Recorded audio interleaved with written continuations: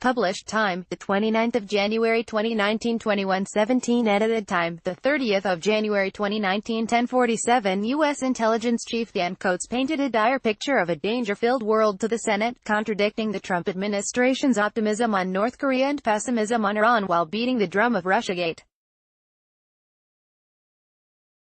Testifying before the Senate Intelligence Committee on Tuesday, Director of National Intelligence, DNI, Coats argued that China and Russia are united in opposition to perceived U.S. unilateralism and interventionism and Western promotion of democratic values and human rights, while a number of U.S. allies are seeking greater independence. He was joined by FBI Director Christopher Wray, CIA Director Gina Haspel, Defense Intelligence Agency Chief General Robert Ashley, NSA Chief General Paul Nakasone, and National Geospatial Intelligence Agency (NA) Director Robert Cardillo.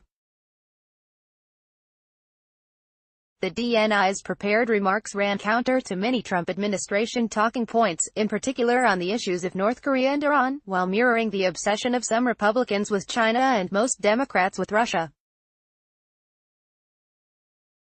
What we've learned today from DNI Chief Dan Coats: checkmark Russia will interfere in 2020 election, checkmark China is a cyber espionage threat, checkmark North Korea won't denuclearize, checkmark climate change is a major threat, checkmark ISIS has not been defeated, America is far less safe with Trump in office. Ryan Knight, United States, at Prouder Sister, January 29, 2019. Kim Terrible. North Korea's unlikely to surrender its nuclear weapons, while Iran is not currently undertaking the key nuclear weapons development activity. Several Trump administration officials have accused it of, Coats said. Ahead of a planned summit with North Korean leader Kim Jong-un next month, President Donald Trump has been keen to tout Kim's vague promises of denuclearization as progress towards peace on the Korean Peninsula. Kim Jong-un says North Korea will not make or test nuclear weapons, or give them to others. I also look forward to meeting with Chairman Kim, who realizes so well that North Korea possesses great economic potential. Donald J. Trump, at Real Donald Trump, January 1, 2019. Coats told a different story on Tuesday.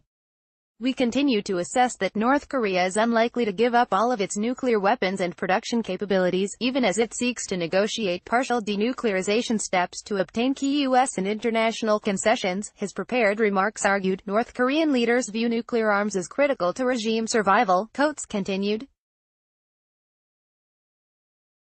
We continue to observe activity inconsistent with full denuclearization. Tehran, not terrible.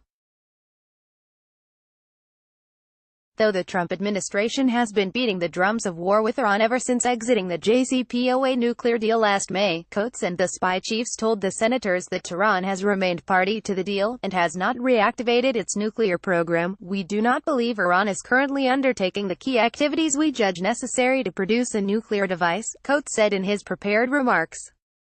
Nuclear research conducted by Iran since last year, Coats continued, has been done within the limits of the JCPOA. The DNI did express concern at Iran's traditional military capability, as well as its ongoing ballistic missile program and ambitions in Syria, but that didn't quite rise to the level of Trump's rhetoric at the UN last September, when he accused Tehran of sowing chaos, death, and destruction across the Middle East. Russia and other foreign actors will try new techniques to interfere in the 2020 elections, building off the tactics they used in the 2016 and 2018 campaigns, America's top intelligence official warned Tuesday. https://t.co/zelvsrodom, NPR, at NPR, January 29, 2019. The usual suspects Russia and China featured prominently in the DNI's report, particularly with regard to cybercrime. China presents a persistent cyber espionage threat and a growing attack threat to our core military and critical infrastructure systems. Coats argued, adding that China has the potential to use private tech companies to carry out espionage against the U.S. and allies. Coats' fear is shared by the Pentagon, which banned Huawei and ZTE phones from U.S. military bases last year, and by other intelligence chiefs, who accused the firms of spying on behalf of the Chinese government.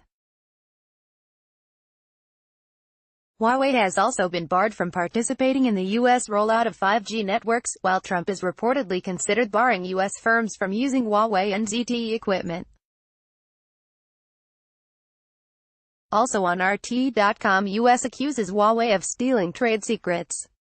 Though no doubt pleasing to the ears of Senator Mark Warner, D. Virginia, the committee's ranking member and a major driver of the Russiagate narrative, Coates' testimony offered no actual evidence for Russian interference in the 2016 election. Just last month, the DNI sent a report to the White House admitting that, while Russia conducted messaging campaigns on social media during the 2018 midterms, the intelligence community does not have intelligence that indicates any compromise of our nation's election infrastructure that would have prevented voting, changed vote counts, or disrupted the ability to tally votes. In the end, however, the spies painted the exact same picture of the world they paint every year, one in which U.S. hegemony is beset with threats from every direction, and therefore requires lavish spending of taxpayer funds and unlimited spying powers. Think your friends would be interested? Share this story.